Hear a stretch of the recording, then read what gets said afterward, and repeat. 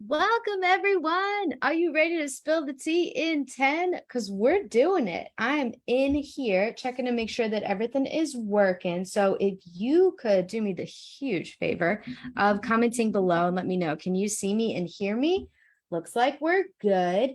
Welcome to our first edition of Spill the Tea in 10 minutes. I'm really excited about this brand new format for us. So if you're new around these parts, my name is Devin, and I am the teacher, author, creator, and host behind La Libre Language Learning. And recently, I was hanging out with 4,000 of you at Practical and Comprehensible. If you didn't get a chance to make it, you can still get an all-access pass to watch the presentations until midnight, and you'll get a link to that at the end of this if you are still interested in getting a shot at watching some of those presentations, because they were amazing.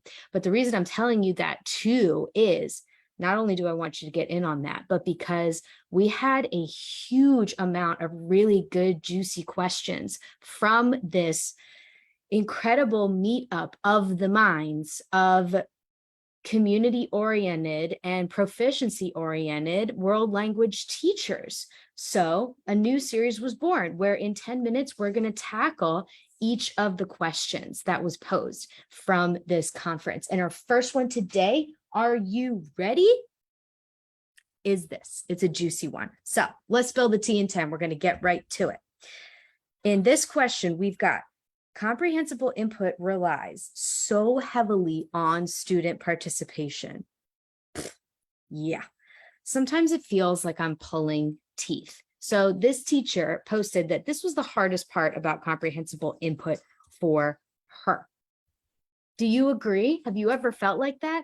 Put in the comments below, like just give an emoji, like a thumbs up or a yes, if you've ever felt like this. I know I certainly have. Ooh, welcome. Thank you for joining us.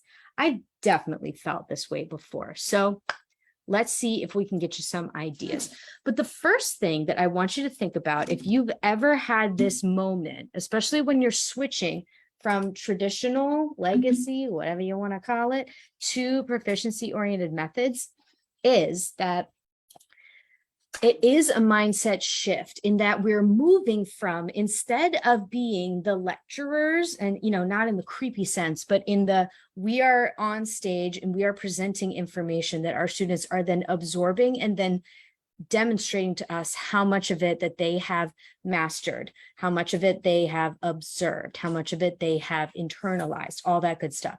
What we're actually doing in our classrooms when we switch to a proficiency-oriented mindset is we are looking for how much can students actually do with the language. So this is a really fundamental shift. So of course, it relies heavily on student participation, because guess what your classroom has just become? Your classroom is now the communicative event. You and your students now participate equally in the conversation. And on top of that, your classroom is now a community, which is what it was supposed to be the whole time. And the roles have been off balance for a really long time. And that is also, I would argue, why school hasn't worked for so many of our students for a long time. So rejoice. This is a great moment where your students get to take back ownership of the classroom. Now, like full stop though, like that can be a really pie in the sky idea though, right? So now that we have like the big vision of why this is the way it is, because what's really happening is you are transforming little by little. When you move into a proficiency oriented role in your classroom, you're becoming, doesn't happen overnight, but you are becoming the facilitator of communication in your classroom instead of the guardian of knowledge. Instead of teaching your students about how the language works, you're helping them to speak and communicate. So yeah, it relies a lot on student participation, because how could you ever tell what they're actually able to do with the language unless they participate, right? So how can we make that happen? Now that we know what the vision looks like and why it's so exciting, because this is what put the spark of the fire for proficiency for me. Like, yeah, research is great. And you know me, I love research, but this is what really made this whole experience so magical in my classroom and why I'm so passionate about it. When you become a language parent for your students and you're like making moves in that direction, here's some of the cool stuff that starts to happen. You may be providing most of the language in class, but your focus is to try and make your words so enticing that students just cannot wait to respond to you. And what does that actually look like? It means that class is incredibly personal to them, that everything that you're talking about or everything that you present to them is hella interesting, that it has to do with them. So you're talking about them, or you're talking about their classmates, or asking them about things that are happening right now in this moment in a really interesting way. Or you're using language in a way that like they need it in order to just even get around and maneuver in your classroom, right? Like that's the whole point of the game. So what are some specific ways that this really actually happens in your classroom? Here's some notes that I think would really help you with this. Now we're in the action phase here.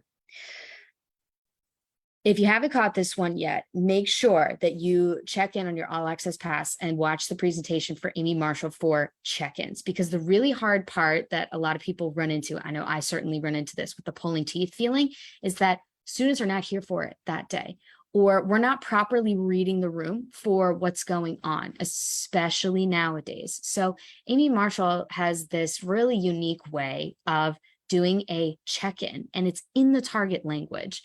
And that way she's able to read the room and figure out exactly how her students are feeling.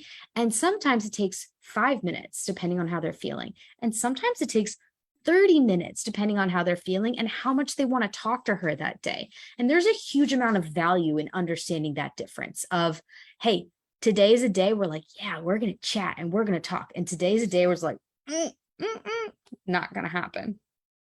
And that's okay.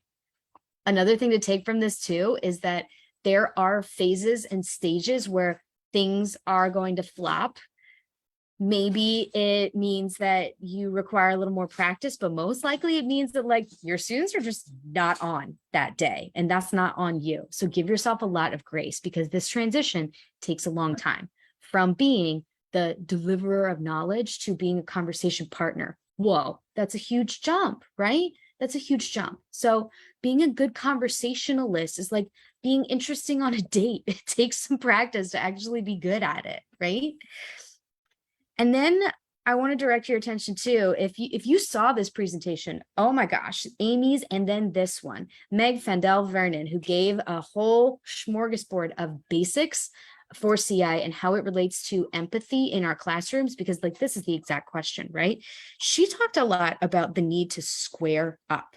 And that is the difference between standing here when you're talking to students and asking for a response and this, and being really square in front of them, looking them in the eyes and saying this phrase that I love and I wrote down during this live Launchpad presentation that she did was, I need your eyes, of enticing them, like imploring a response from them with all these things that you can do with your body language to make sure that everybody is reeled into the conversation. So those are two really specific things. And I would say too that an important thing to remember from my perspective on this is that personalization is the name of the game when it comes to participation, and that there's absolutely no shame in your journey of working through this in the L1 in order to get people comfortable and make sure that there's a lot of good vibes and a lot of relationship building in your classroom first, if that's what it takes in order to get magic to happen in the target language. Ain't no shame in that, because for a long time, I was transitional in my journey to becoming a facilitator or language parent or all those terms that I just used, right? And so until I was able to really do my students justice as a facilitator, I built a lot of my relationships in the L1 so that class was real warm and fuzzy. And then when it was time to get down to business and I was pushing them in the target language, they were wide open, like little rainbows ready to talk to me. So do what you need to do with the energy and the ability that you have right now to get the answers that you need from students for them to show up to your conversation, because class is now a conversation.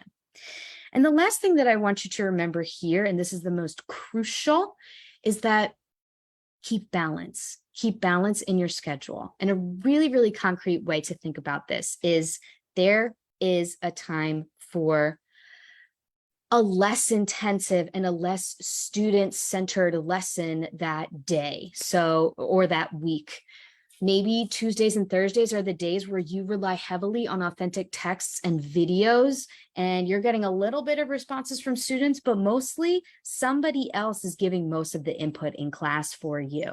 Somebody else is being that language parent for you. And students might be writing down their answers. And then you can set up an activity at the end where they're maybe talking to each other first so that they can practice. And then when they feel comfortable, they're raising their hands and then giving you responses. What's wrong with that? There's absolutely nothing wrong with that, with giving yourself some ebbs and flows of like, okay, this is a high energy prep day of like, I'm really going to try and push my conversational skills and see if I can make this happen with my students, maybe on Monday when I'm fresh. And then after that, on Tuesday, when I'm tired, we're going to watch a 20-minute video and we're going to pause it a lot and maybe do something along the lines of dig deep into culture for that. Cool, do that. That's ebbs and flows. It is a journey. Respect your journey and respect the energy that it takes to switch to this method. That is so worth it, but it is going to take more energy as you're newer to these things. In the Practical Proficiency Network, we call it energy management in your lesson planning. And with that, this is our first session. We did it, of 10 minutes of spilling the tea. Rapid fire Q&A. So I know this session was quick, so I got a few quick little reminders for you as we are closing out our number 1 session.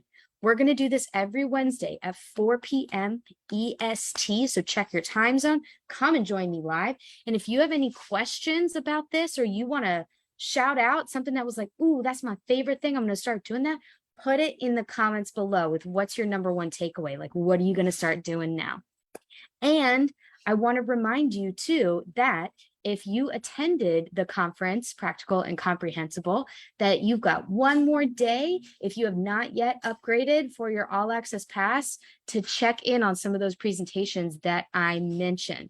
And I also want to throw this your way too, that the Practical Proficiency Network is open for those of you who are interested in joining and attended the conference. So you got a link in your email. Make sure that you check it if you want to learn a little bit more about that energy management and balance when it comes to lesson planning. I'll put some of those links below here so that you can check it out.